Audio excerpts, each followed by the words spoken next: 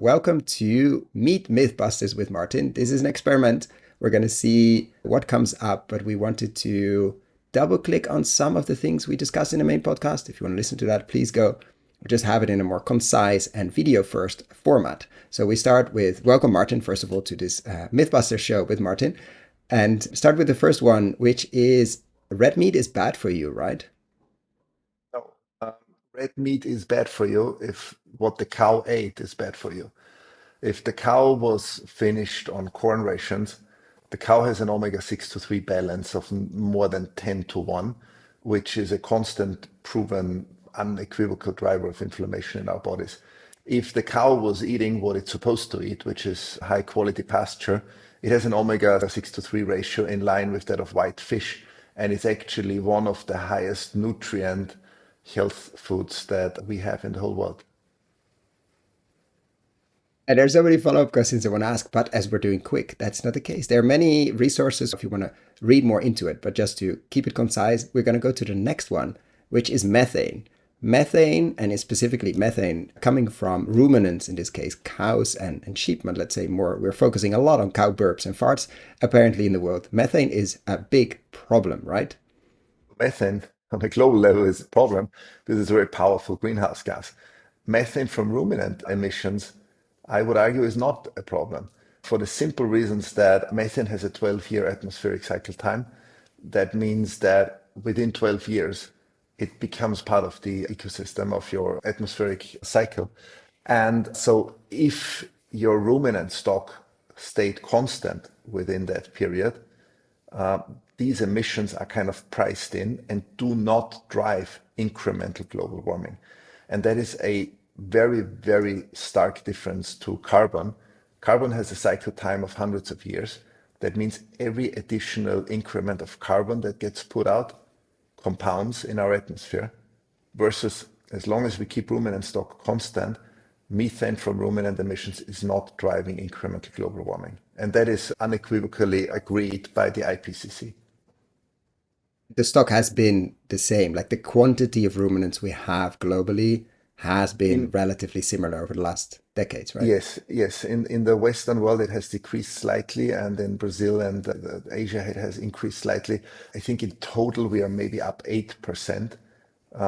So there's a slight incremental part of that. But what I'm saying is we absolutely use the same line of argument for two things that are absolutely different.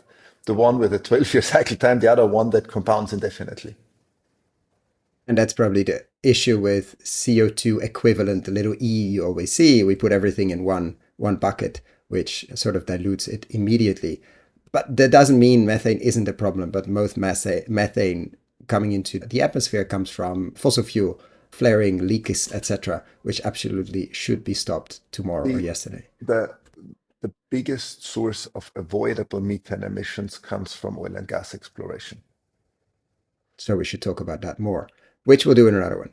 Then a big one we tackled or have discussed so many times. Okay, this is all interesting, but the amount of animals we now have inside or in CAFO operations, which is also sort of outside if you look at those pictures of some of the operations, but let's say in concentrated animal operations, they can never be outside. We don't have the space. Even if we wanted to, we have to drastically reduce our protein intake from animals to be able to have these animals outside on grass, on pasture, etc.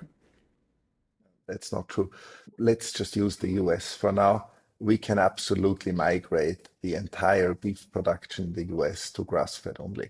The reasons are that we have two sources of ultra high productivity land that are currently not used for food production or indirect food production. The one is the land used for corn and beans is the highest quality US land that then is used to feed cows. We could just raise cows on that land. And often what is happening is that marginal land, low productivity land that currently houses a lot of cattle is used to extrapolate and say, oh, but we don't have enough land on that marginal land. But the US has some very non-marginal land, very, very high productivity land. And John Kempf did a lot of that work. There is a very good case example on Boise, Idaho, very famous one.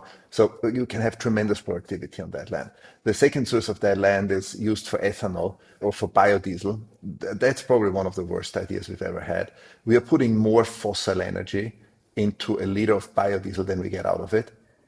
So I leave it like that, but it's a terrible trade.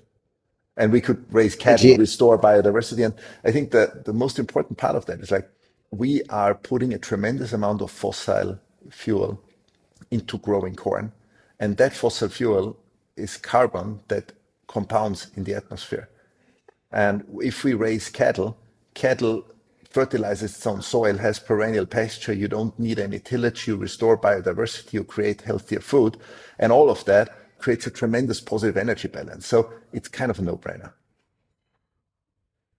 I think that's a perfect wrap up of this episode of Meat Mythbusters with Martin. Thank you so much, and we Thank hopefully you. see you at the next one.